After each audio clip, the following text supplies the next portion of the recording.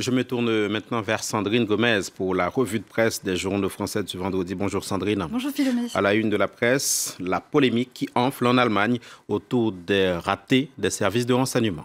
Oui, c'est une polémique autour d'une question. Pouvait-on empêcher cet attentat en Allemagne? C'est une question posée à la une de Libération ce matin.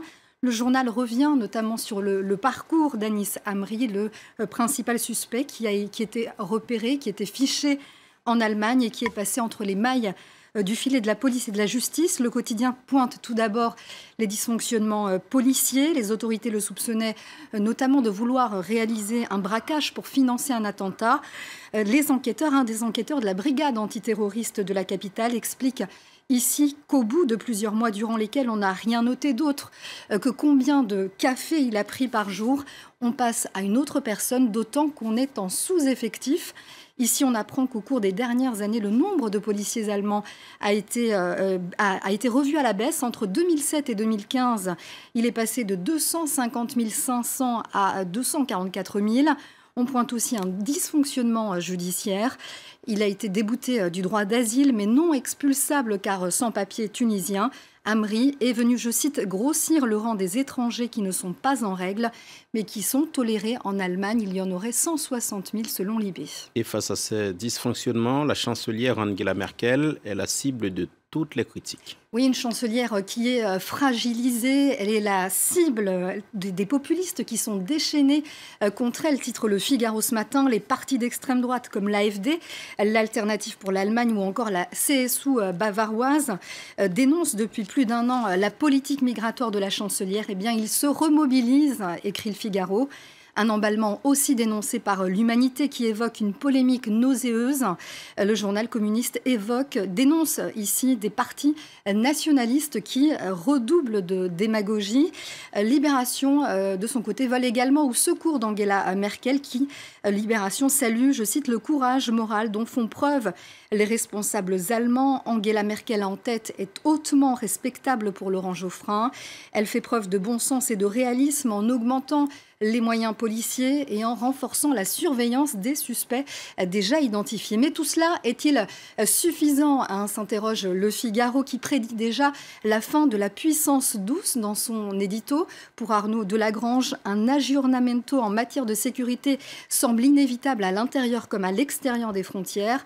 Les Allemands, je cite, croyaient que leur grande réserve en matière de sécurité les mettrait à l'abri de ces convulsions. Eh bien, les voilà tragiquement poussés vers l'arène. Fin de citation. Voilà pour l'Allemagne, Sandrine. L'autre sujet à la une de la presse française de ce vendredi, c'est la situation en Turquie qui inquiète de plus en plus en Europe. Oui, c'est un reportage à la une du Parisien qui fait la une ce matin. Un reportage qui suggère une question, vous le voyez en titre, Turquie, une dictature à nos portes, point d'interrogation. Les journalistes sont allés au contact d'un pays où 140 000 personnes ont été privées de leurs droits ou incarcérées depuis la mi-juillet, depuis le putsch raté qui a été attribué à l'ex-allié Fethullah Gülen, exilé aux États-Unis. Le quotidien a notamment rencontré Nassi Ertas, qui est une sage-femme de 40 ans.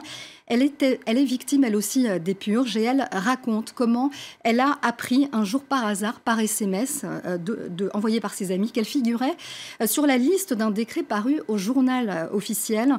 Ce fut pour elle, écrit Le Parisien, le signal de la condamnation à une quasi-mort sociale.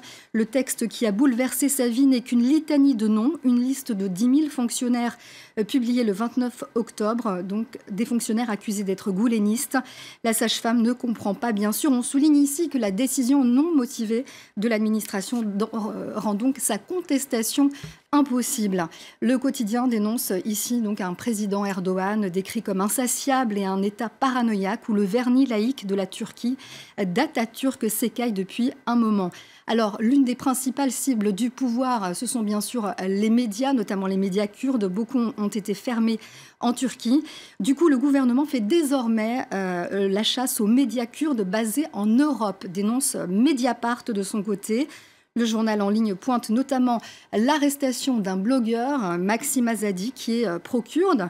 Et il collabore pour Mediapart. Il a été arrêté à la demande du pouvoir turc par la police belge. C'était le 15 décembre. Les autorités ont exécuté un mandat d'Interpol demandé par Ankara, arguant de faits supposés de terrorisme. Bref, le journaliste est détenu dans une prison belge et Mediapart demande aujourd'hui sa libération. Merci Sandrine Gomez. C'était la revue de presse des journaux français.